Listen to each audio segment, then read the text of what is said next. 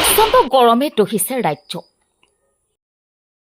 এই সময়ছোৱাতে বৃদ্ধি পাইছে কুঁহিয়াৰৰ চাহিদা। তাৰে তুলনাত কৃষকসকলে বঞ্চিত হৈছে উচিত মূল্যৰ পৰা। বছৰ বছৰ কুঁহিয়াৰৰ খেতি কৰিও আৰ্থিকভাৱে সচ্ছল হ'ব পৰা নাই চহা কৃষকসকলে। সম্প্ৰতি মধ্যভোগীৰ নিয়ন্ত্ৰণত এই বিশাল কুঁহিয়াৰৰ বজাৰ। ৰঙিয়াৰ মাদৈকতাত উৎপন্ন হোৱা এই কুঁহিয়াৰ ৰপ্তানি হয়।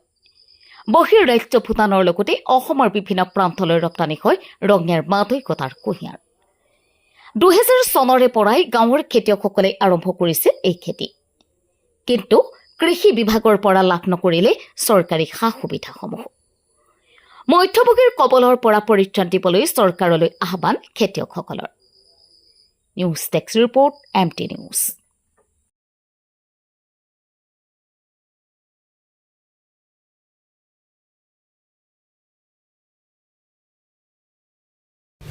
তেওঁলোকে 2000 চনৰ পৰা যেতিয়াৰ পৰা বানপানী হ'ল আমিতো গাঁৱৰ মানুহখিনি জুৰুলা হৈ মালিকীনা অঞ্চলটো। তাৰপিছত আমি কুঁহিয়াৰৰ খেতি কৰিলোঁ। কৰাৰ পিছত আমি যিখিনি উচিত মূল্য পাব লাগিছিল এই মধ্যভোগীবিলাকে তাৰমানে মাজতে আমি উচিত মূল্যটো নাপাওঁ। গতিকে সেই ক্ষেত্ৰত চৰকাৰে যদি আমাক অলপ গুৰুত্ব দিয়ে তেতিয়াহ'লেতো আমি উচিত মূল্যটো পাম। আৰু চৰকাৰৰ পৰাই আমি কোনো ধৰণৰ সাহায্য আজিলৈকে পোৱা নাই। আজিলৈকে গ্ৰাম সেৱক হয় ইডু ছাৰ কোনোদিনা আমাৰ লগত যোগাযোগ নাই। আমি গ'লেও কেতিয়াবা মেচিনৰ কাৰণে গ'লেও আমি মেচিনবিলাক পইচা দি পেলাই তাৰমানে ভেটি দি পেলাই আনিবলগীয়া হয়। কিন্তু আজিলৈকে এনে আমি পোৱা নাই। আমি প্ৰায় বছৰত দুটাকৈ স্প্ৰে মেচিন আমি 2500-3000 টকাকৈ কিনিবলগীয়া হয়। এইখিনিয়ে। এই কুঁহিয়াৰ আমাৰ অসমৰ প্ৰায় জেগাতে যায়। তেজপুৰ, গুৱাহাটী, ভূটান, তাৰপিছত আমাৰ ইফালে মঙলদৈ, খাৰুপেটীয়া এইবিলাক জেগাত আমাৰ ইয়াৰ পৰাই লৈ যায়। গাড়ী আহি লৈ যায়।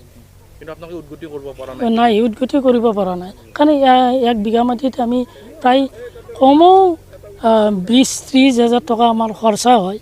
এই খৰচাটো আমি মেকআপ কৰিব লাগিলে আমাৰ পইচাটো এইফালে কমি যায়। যদি 30 হাজাৰ হয় আমাৰ এইফালে 60 হাজাৰ টকা মাতোন বা 50 হাজাৰ টকা ৰৈ যায়। খাৱা খৰচা মধ্যভোগী লাভালাভ হয়। আমি এডাল কুঁহিয়াৰৰ দাম ইয়াতে বেচোঁ 15-16 টকা, সিহঁতে বেচে 40-50-60-70 টকা এডাল কুঁহিয়াৰৰ দাম। পোনপ্ৰথম আৰম্ভ কৰিব বিচাৰিলোঁ মই যে 2000 চনৰ পৰা প্ৰায় আমাৰ ইয়াত কুঁহিয়াৰ খেতি কৰা আৰম্ভ কৰা হৈছে। কাৰণ আমাৰ ওচৰতে আছে পুথিমাৰী নদী আৰু পুথিমাৰী নদীৰ তাণ্ডৱৰ ফলত আমাৰ প্ৰতি বছৰে ইয়াত বানপানী হয়। তেনে এটা পৰিপ্ৰেক্ষিতত কি হ'ল, মানুহবিলাকে ধানৰ লগতে বাকী খেতিবিলাকৰ ওপৰত বেছি কাম কৰিব নোৱাৰা হ'ল। তেনে এটা পৰিপ্ৰেক্ষিতত কুঁহিয়াৰ খেতি আৰম্ভ হ'ল। কুঁহিয়াৰ আজিলৈকে প্ৰায় 20-25 বছৰ হৈ গ'ল কুঁহিয়াৰ খেতি কৰিবলৈ। কিন্তু যেনেকুৱা ধৰণে মানুহবিলাক স্বাৱলম্বী হ'ব লাগিছিল কিন্তু প্ৰকৃতপক্ষত তেনেকুৱা ধৰণৰ হ'ব পৰা নাই, ক'ৰবাত ৰৈ গৈছে।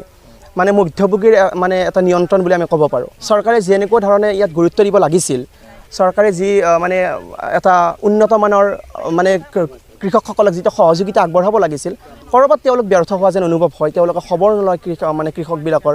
তেনে এটা পৰিপ্ৰেক্ষিতত এটা নিৰ্দিষ্ট ঠাইতে আৰু নিৰ্দিষ্ট পৰিমাণতে এই কুঁহিয়াৰৰ খেতিটো ক'ৰবাত ৰৈ আছে যেন তেনেকুৱা অনুভৱ হয়। অসমৰ বিভিন্ন প্ৰান্তলৈ ৰপ্তানি হয়। আমি চাংচাৰী, নলবাৰী, গুৱাহাটী বিভিন্ন প্ৰান্তলৈ হয়। তাৰ উপৰিও ভূটানলৈ ৰপ্তানি হয় এই কুঁহিয়াৰটো।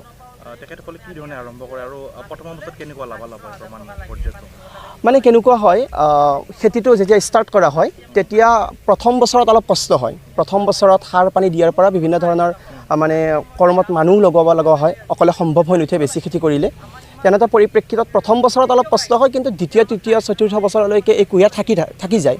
কিন্তু দ্বিতীয়, তৃতীয়, চতুৰ্থ বছৰত ইমান কষ্ট নহয় যিমান প্ৰথম বৰ্ষত হয়। তেনেধৰণে খেতিটো কৰা হয় আৰু তেনেধৰণেই আমাৰ ইয়াতো খেতি কৰি আছে মানুহবিলাকে। নিশ্চিতভাৱে চৰকাৰলৈ আহ্বান থাকিব যে তেওঁলোকে এই ক্ষেত্ৰত মনোনিৱেশ কৰা উচিত। কৃষকসকলে উচিত মৰ্যাদা পোৱা উচিত। তেখেতসকলৰ শ্ৰমৰ মূল্য পোৱা উচিত। এই কথাটো মই চৰকাৰৰ অনুৰোধ জনাম। তেখেতসকলে আহি পৰ্যবেক্ষণ কৰিব লাগে। ইমান মাটিত খেতি কৰি থকা হৈছে, যি পৰিমাণৰ কৃষকসকলে সহযোগিতা পাব লাগিছিল চৰকাৰৰ পৰা আৰু উন্নত মানৰ সা সামগ্ৰী পাব লাগিছিল কৃষি পদ্ধতি কৰাৰ ক্ষেত্ৰত, সেই ক্ষেত্ৰতো চকু দিবলৈ মই চৰকাৰলৈ আহ্বান জনাম।